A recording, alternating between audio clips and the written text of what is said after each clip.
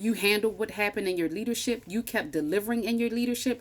But somewhere along the line, something is impacting your leadership today that happened 3, 6, 9, 12 months ago. And I need to show you where. It shows up slightly more cautious in rooms.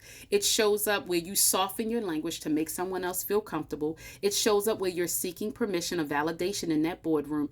It shows up when you least expect it. You read the room for permission before you made the decision, and none of that is dramatic, but it is there. It's the gap between how you move in rooms where nothing is at stake and how you move in rooms where everything is on the table. And that gap is all because in that season, 3, 6, 9, 12 months ago, someone told you were too aggressive. Someone told you to calm down. Someone told you to wait and see what everyone says. Someone said to get the consensus or calibrate the room before you make a decision. A reorg left you feeling down. A bad manager left you in a space of uncertainty. All those pieces are because of what happened in that season. The harder the season, the bigger the gap shows. The verdict is the gap. So when that season gets hard, the pressure is on, the gap begins to show even more so. And here's what makes it so expensive. And my goodness, when you see this, you can't unsee it.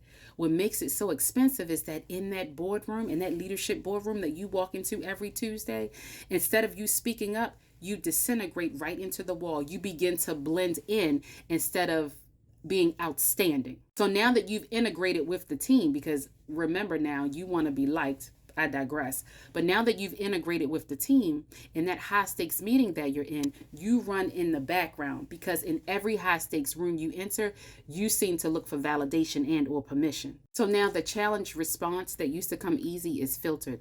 The certainty that you used to feel is a little more uncertain.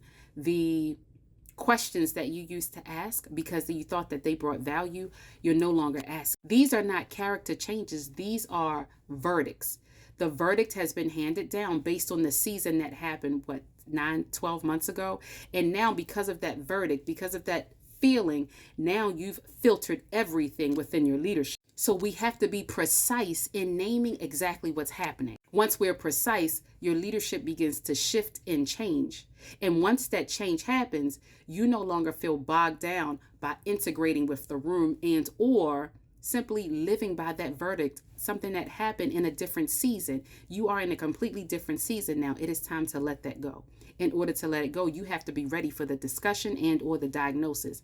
If you want more, the executive identity audit is where we start. The first session is specifically designed for the diagnosis, for the verdict that you've been trying to put out of your mind. It's not about therapy, it's about precision. If you're ready for a new season, this is where you start. Do not get waitlisted. Happy